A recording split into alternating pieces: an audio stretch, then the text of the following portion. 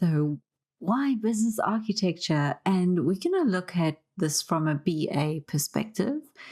But I've brought this in really early because I want you to understand why architecture is important and why it's needed in organizations. So, let's get going. Here's a very relevant quote. So, the difference between good and bad architecture is the time you spend on it. Now, architecture does require some initial time, and the benefit of having a good architecture at the very beginning of any project or initiative is that you actually save time. And as we go through this, I will explain and give you some examples of where this has happened. So, this might surprise you, but all businesses have architecture. We have processes, we have different ways of working, we have systems in place, and we know how to interact with our customers or deliver products. We all have some form of architecture. And if you are used to looking at houses or you enjoy looking at the reno shows, and I do talk about this a little bit later, you can tell the difference between good architecture and not so good architecture. So you can see if something's been built and it's been built over time versus something that's been planned and designed.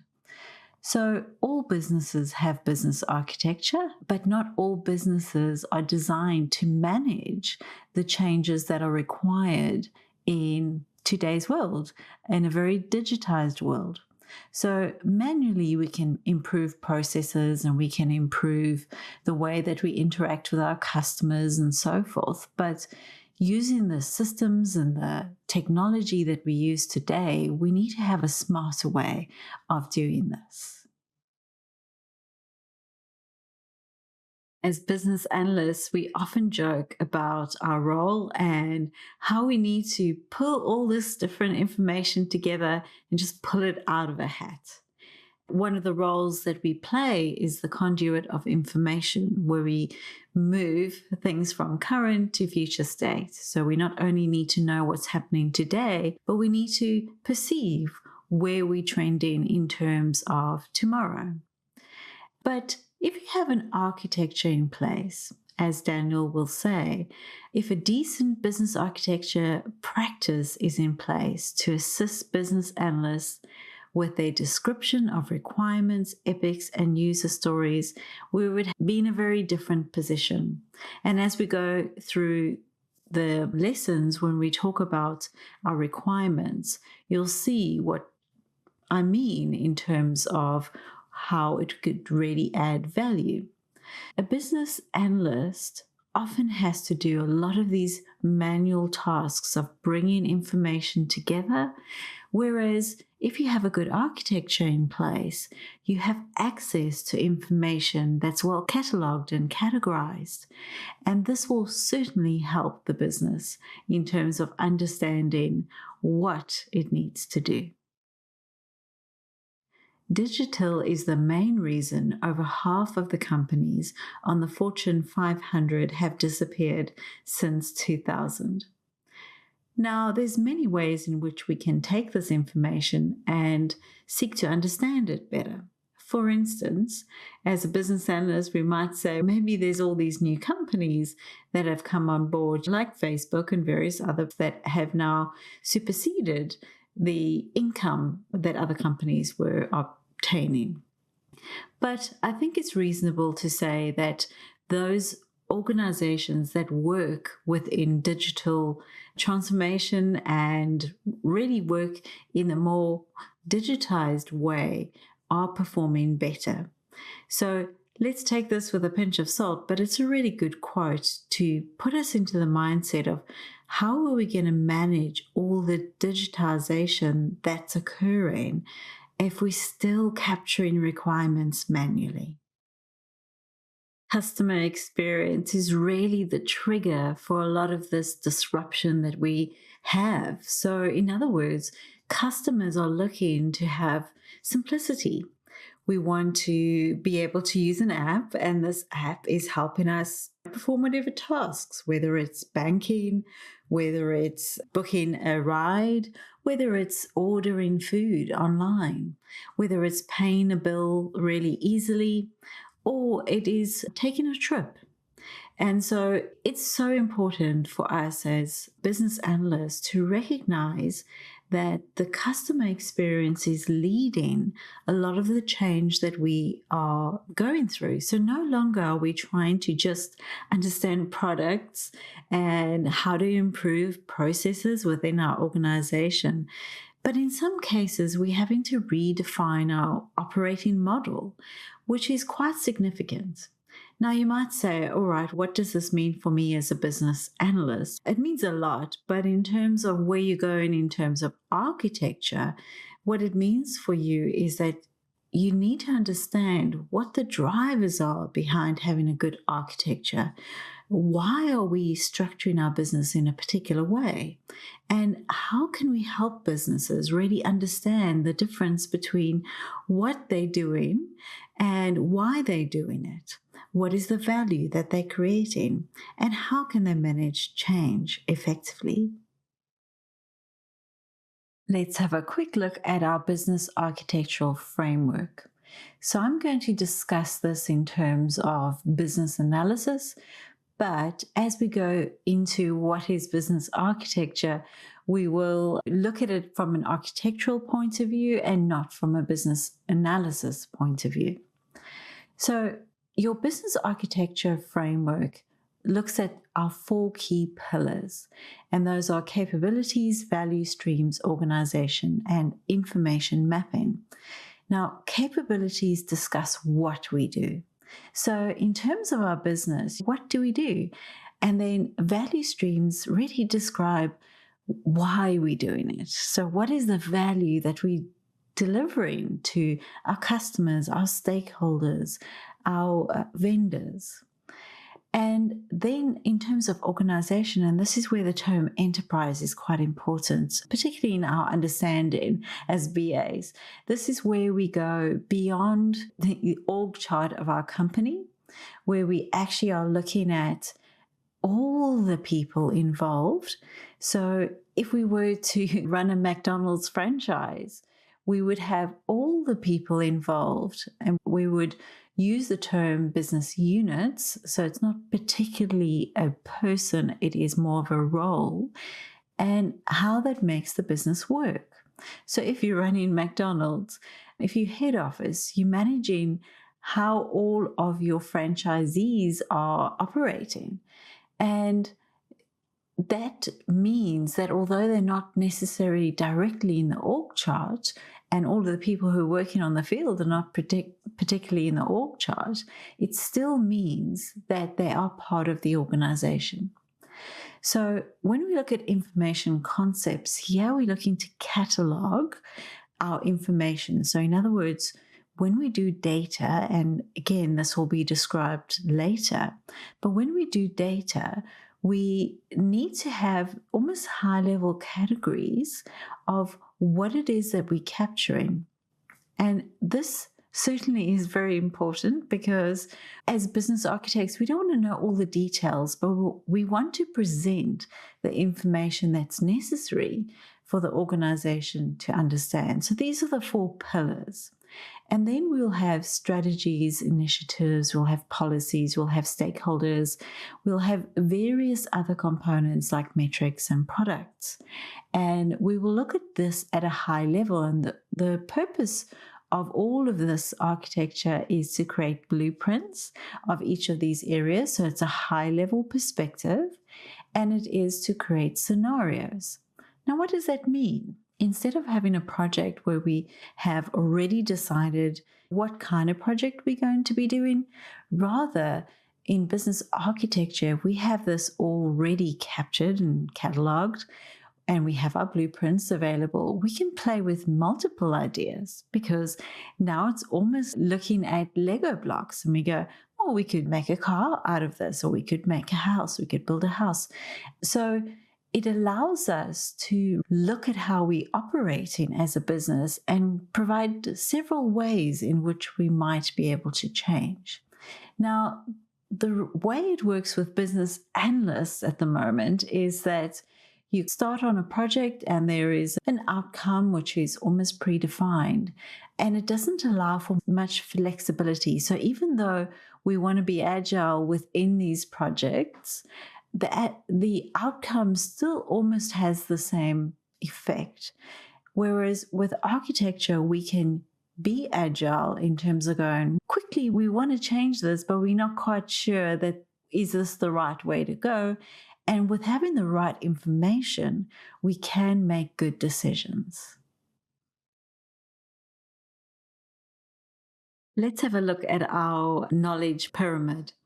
And really what you're trying to acquire in all of the data and the information and the knowledge that you have is wisdom. And wisdom is about making good decisions. So firstly, both as business architects and as business analysts, we look to gather information.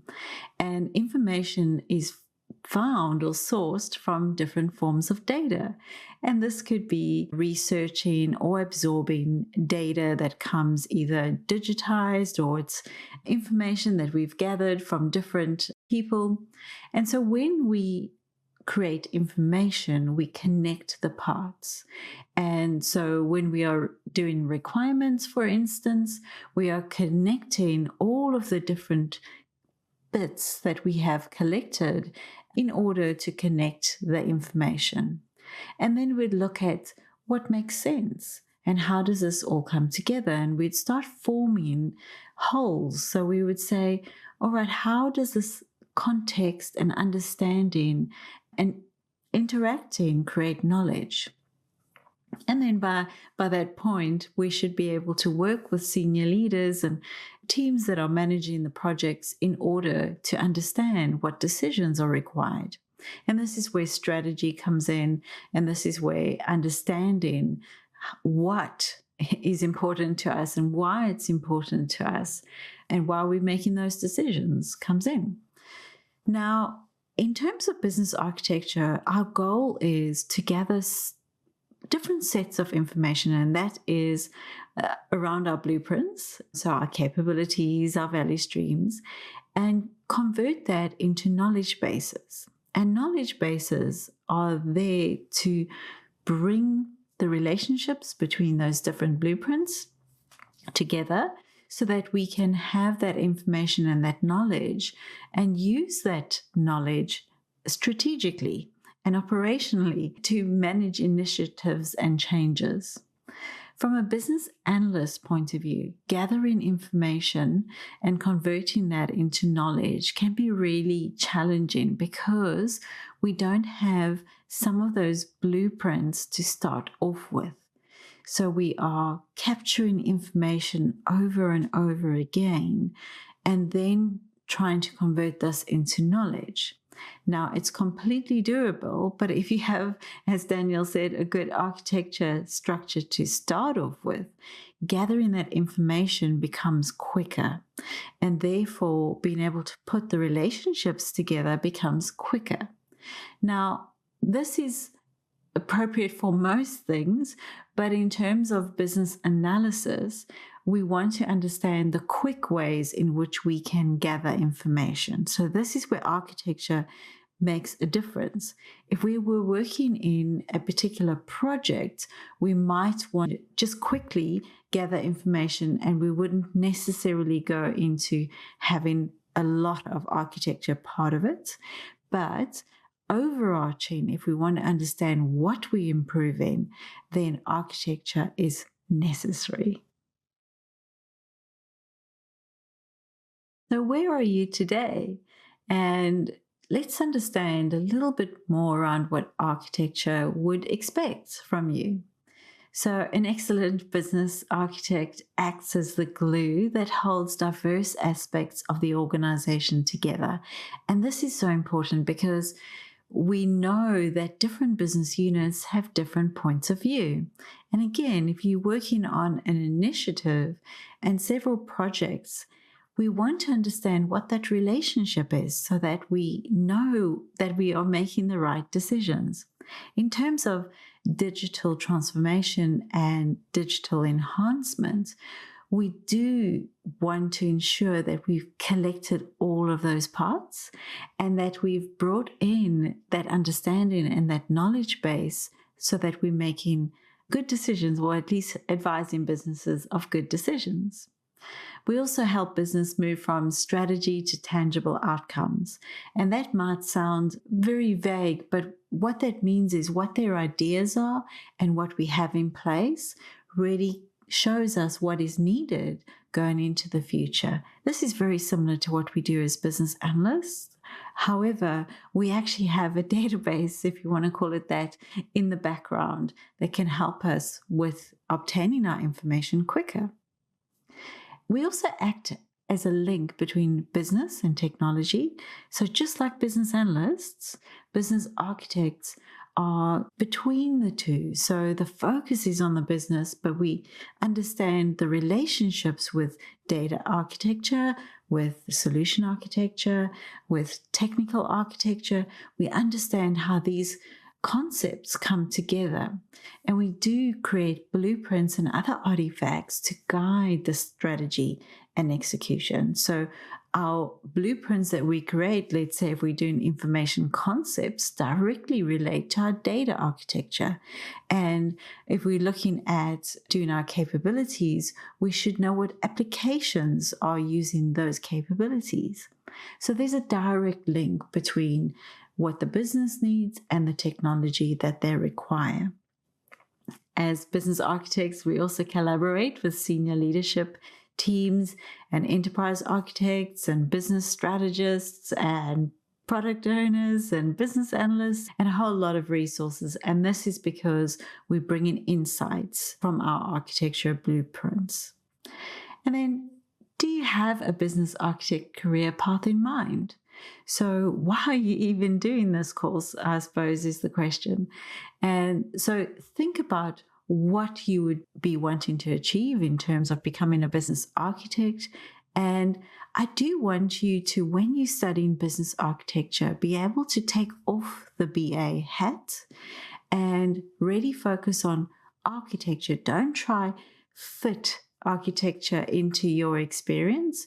Rather, focus on learning about architecture and then discover how your experience matches with business architecture.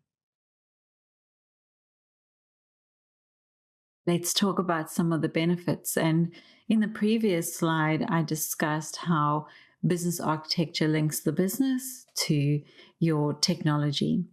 So here's a case. So by grouping a large number of databases and bespoke applications into capabilities. So capabilities is one of our architectural principles and our core foundational mappings.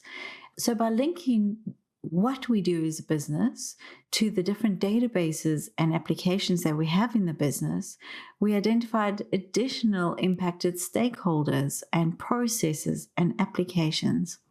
And the most significant thing about this was the time.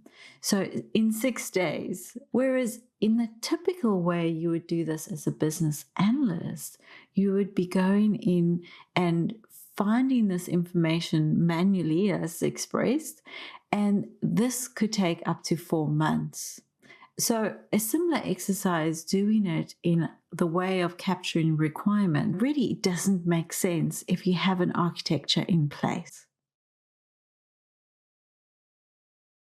Continuing on our story, so by identifying the impacted capability to future technology features, so remember our capabilities are what we do as a business and what we might do in the future. So we're taking the technology and we're matching that to the capability. By identifying the appropriate project streams becomes easier because now we know what capabilities are going to be linked to our technology. And so the grouping becomes a little bit more intuitive. So it's by business activity rather than by application name or subject matter expert or manager name. Now, what in front of you is a picture of a Lego kind of city, mini city. And just to let you, in ancient Greece, where you had the Athenians, there were only about 150,000 people. And if you look at organizations today, some organizations are that large, and these could be city councils, they could be franchises that are like McDonald's all over the world. So it's not unreasonable to understand business architecture in terms of a city landscape. And I'm talking about a mini city for most businesses, but just to give you an idea. So as I go through the training with you, you'll notice that I use the term of building a house. And I do that simply to discuss the different components of what a house includes in relationship to how the different business architectural components work. But I do want you to think of all of these components in your little mini city that you're working in. Really does make sense, because in terms of when we're doing projects in our organization, we are not actually just building one house, we're actually building several things. But what happens often in our projects is that as we're building all these different things, we do them in isolation. We're not thinking of the impact that that all has. So in terms of the grouping, and as we looked at the impact, when you start taking all the capabilities, which is all the pieces that are working together, and you look at the technologies, you can start seeing where the businesses are impacted and the business value and what information is available. So that's really helpful. Let's go back to what does this mean for you? So as a business analyst, what did most business architects do before they became a business architect? And you can see 60% of business analysts are now business architects. And I think this is significant because it's really what we do as business analysts is we're looking at gathering information, as I've mentioned, and gathering the information in a way in which we can present what is needed to the business, why it's needed, and who is affected by these components. So in business analysts, we go into what I call the depth of information, whereas in business architecture, we go into the breadth. So we look at the full organization, not just that particular project. So the two do work hand in hand, because often as business analysts, we have been in projects where we've gone, but this project is affecting that project. And that's when you're thinking architecturally. That's when you're thinking like an architect. And you go, and actually, if we look at our Lego city, this build here is going to get in the way of the waterworks that we're busy doing. And it makes sense that a lot of business analysts have moved on to business architecture. I do want to highlight that in order to have the breadth, in order to be able to see the big picture, you do need to have that systems thinking. You need to be able to see how all the parts come together. And we will talk about that a little bit later. If you are a BA who really likes a lot of detail and goes into the data world, works more into the depth rather than into the breadth. So just consider if this will suit you when looking at your role.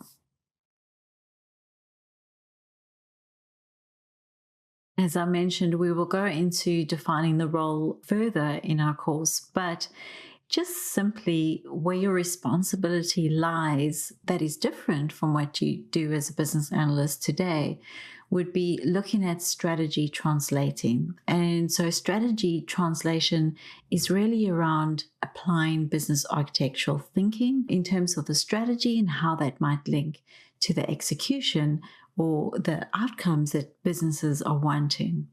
You'd have to be a map maker, so you'd have to be able to build business architecture, and we have many tools that you could use.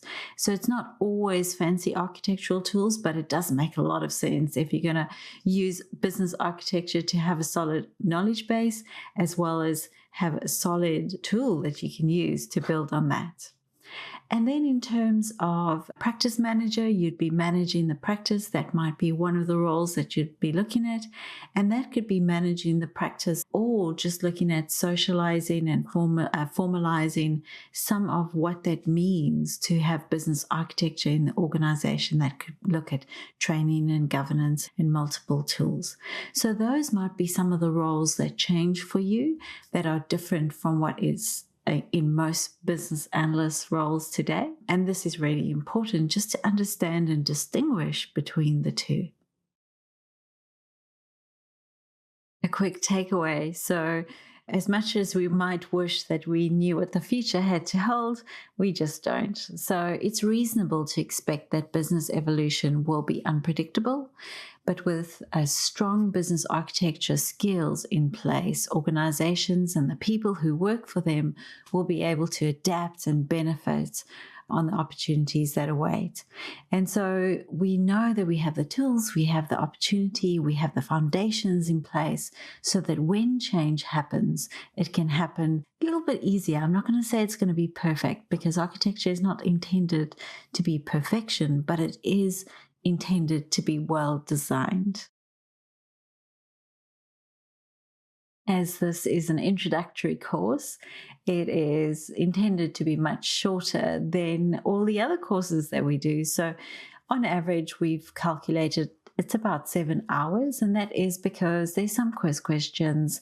There are videos to watch in the training.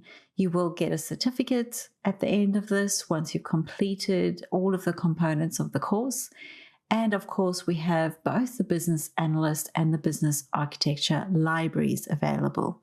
Now, these are really fantastic resources, and you'll notice that there's a lot of cross-pollination between the two. So do consider this when you are looking at the libraries that create great value. So to pass your course, as I mentioned, you've got to have 100% complete on all of the sections. And this will issue your iiba hours, professional development hours.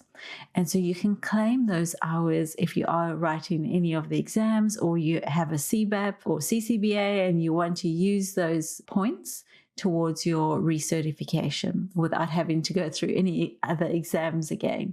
So they're very helpful in terms of just going back to the IABA and entering your hours on how to work. So you should be able to finish this course within a week and then have the materials available for another 6 months that you can really go through some of the details that are available to you in terms of your library as well as your understanding and ensuring that you have the right information to help you understand what the role might mean. There you have it. I've introduced some ideas of why business architecture could be a role for you as a business analyst. I'm not suggesting that these are the only reasons or these are reasons that really matter to you, but I do think looking at the roles, there is a close relationship between understanding how we gather information, how we convert information to knowledge, how we help businesses make great decisions, and how we bring this all together for organizations. So the roles have really close relationships, and whether or not you're working as both or you transition into more of a strategic view of the organization, the role might be great for you.